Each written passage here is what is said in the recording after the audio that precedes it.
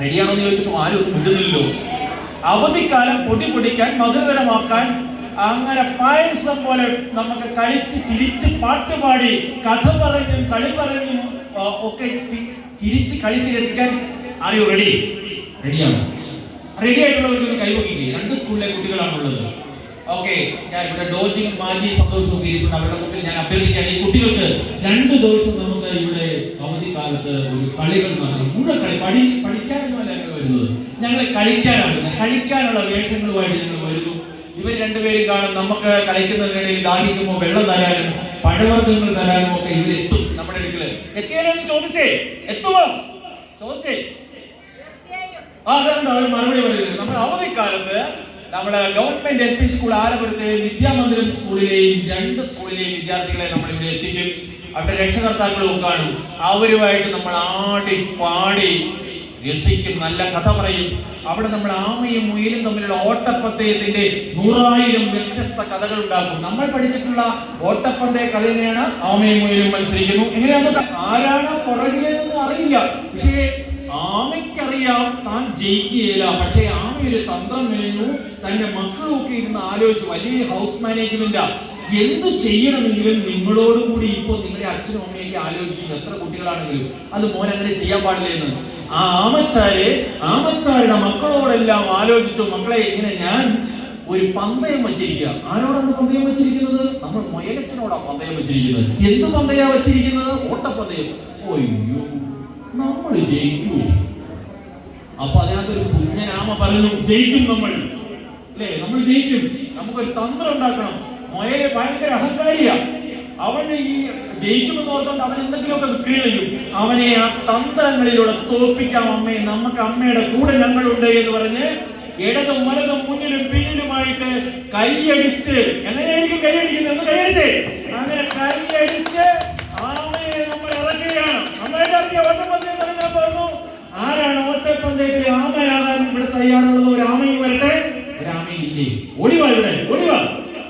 ആമയെത്തിരിക്കുന്ന കറുത്ത കുപ്പായൊക്കെ ഇട്ടിട്ട് ഒരു ആമ വരുന്നുണ്ട്. കൈയെടുത്ത് പ്രോത്സാഹിപ്പിക്കാം. നമുക്ക് നല്ലൊരു ആമ വരുന്നുണ്ട്. അവര് ആമയുടെ 4 കൂട്ടുകാരെ വരട്ടെ. വിളിച്ചാം കറുത്തമാരൊക്കെ വാടാറുണ്ട്. എല്ലാരും ആമയുടെ കൂട്ടുകാരൊക്കെ ഇവിടെ വരികയാണ്. അവർ ഭയങ്കര ഈ മൊയിലിന്റെ മുഖത്ത് അഹങ്കാരം ഒന്ന് ചിരിച്ചു കാണിച്ചേ.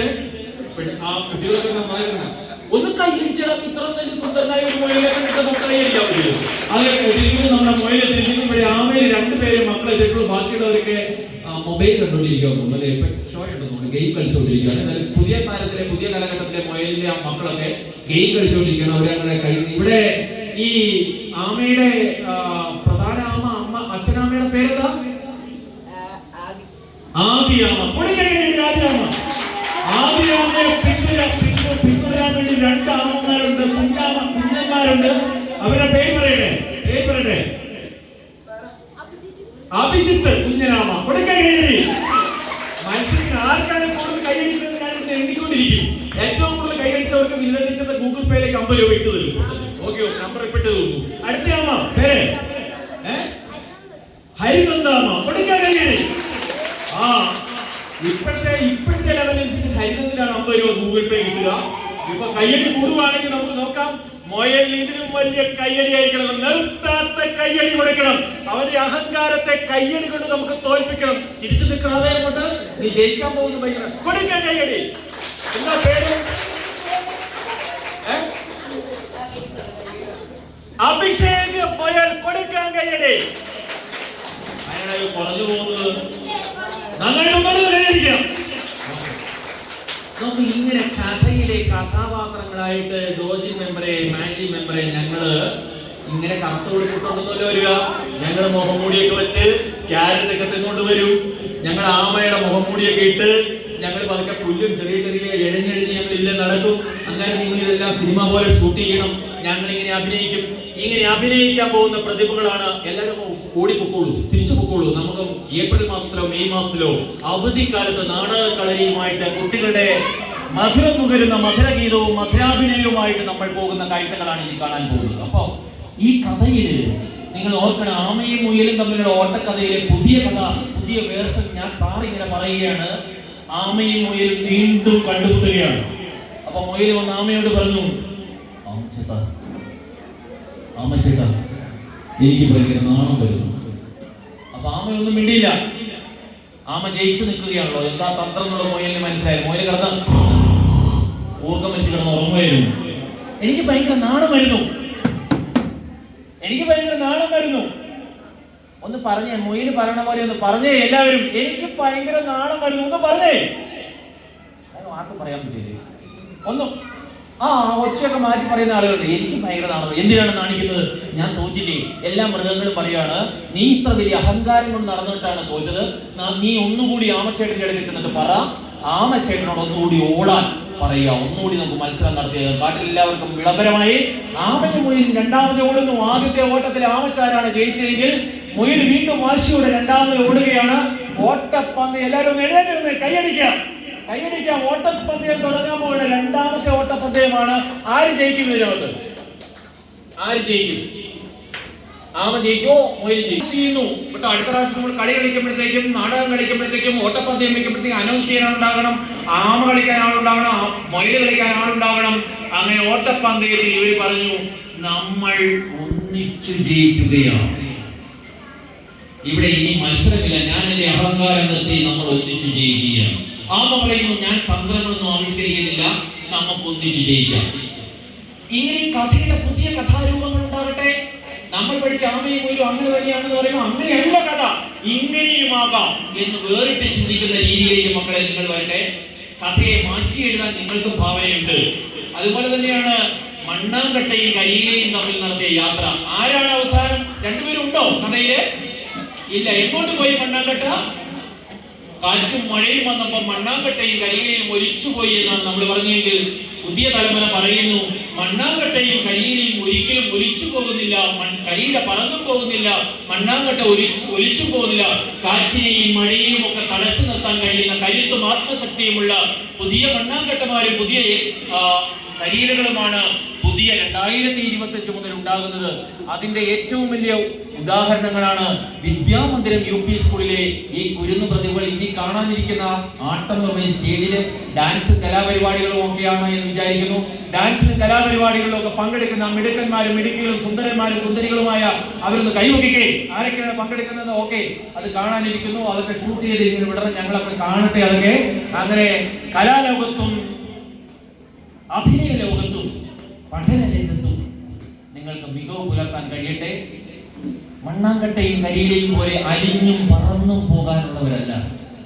അലിയുന്നത് സ്നേഹമാണെന്നും പറക്കുന്നത് ഉയരങ്ങളിലേക്കാണെന്നും ചിന്തിക്കുന്ന പുതിയ തലമുറയാണ് നിങ്ങളോടൊപ്പം ഉള്ളത്. അതിന് വിദ്യാമന്ദിരം യു പി സ്കൂളിലെ മുഴുവൻ കുട്ടികൾ ഇവിടെ ചേർന്ന് പഠിക്കുന്നത് തന്നെ വലിയൊരു ഭാഗ്യമെന്ന് കരുതാൻ നിങ്ങൾക്കിടയാകട്ടെ.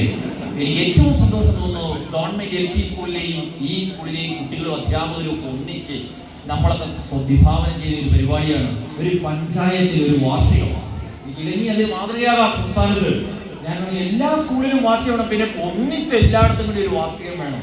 ആ ഒന്നിച്ച് വാർഷിക യോഗത്തില് നിങ്ങളെ ഈ MLA-മാര് നിയമസഭയിൽ ചോദിക്കുന്ന പോലെ, അല്ലെങ്കിൽ ഡോക്ടർ മാജിയൊക്കെ പഞ്ചായത്തിൽ ചോദിക്കുന്ന പോലെ, മെമ്പറെ ഞങ്ങളുടെ റോഡ് എന്താണ്, എന്ന് തരും എന്ന് നിങ്ങൾക്ക് ചോദിക്കാം. ഞങ്ങളുടെ കുടിവെള്ളം എന്താണെന്ന് ചോദിക്കാം. അവരതിന് ഉത്തരം പറയട്ടെ. ആ വാർഷിക യോഗം നിങ്ങളുടെ കലാപരിപാടികളുടെയും ഭാവി ജീവിതത്തിന്റെ ചിറകുകൾ മുളപ്പിക്കുന്നതിലേക്കുമാകട്ടെ എന്ന് ഞാൻ ഓർമ്മിപ്പിക്കുന്നു. അത്തരത്തിലുള്ള പുതിയ ചിന്തകളും പുതിയ രീതിശാസ്ത്രവും വിദ്യാമന്ദിരം യു പി സ്കൂളിന് ഉണ്ടാകട്ടെ. നന്മയാണ് ഭാരതം. ഇത് പാടിക്കേ. നന്മയാണ് ഭാരതം. ഇത് പാടിക്കേ. ഉറക്കെ.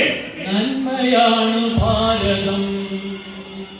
ആ നന്മയെ കോർത്ത് പിടിക്കാൻ, പുതിയ രീതികൾ ഉണ്ടാകാൻ, പുതിയ ചിന്തകൾ ഉണ്ടാകാൻ വിദ്യാമന്ദിരം യു പി സ്കൂളിന്റെ 71ാമത് വാർഷികാഘോഷ വേളയിൽ അനുഗ്രഹാശിസുകൾ ഈ പ്രഭാഷണത്തിലൂടെ നൽകിക്കൊണ്ടും പൂജാലക്ഷ്മിയും ശ്രീത്വം പോലെയുള്ള ഭഗവത് പോലെയുള്ള പ്രതിഭകളുടെ ലോകത്തിന്റെ അവർക്ക് ജന്മം കൊടുത്ത ഈ ആലപുരത്തെ മണ്ണിൽ, ആ മണ്ണിന് അതിൻ്റെതായിട്ടുള്ള അറിവിന്റെ ഗന്ധമുണ്ടെന്നും ആ അറിവിന്റെ ഓരോ പലകകളും അടിസ്ഥാന പലകകളും ഇതേപോലെയുള്ള വിദ്യാലയങ്ങളിൽ നിന്നാണ് ഉണ്ടാകുന്നതെന്നുള്ള തിരിച്ചറിവോടെ നമുക്ക് ഈ വാർഷിക ആഘോഷം അടിച്ച് പൊളിക്കാം, തകർക്കാം.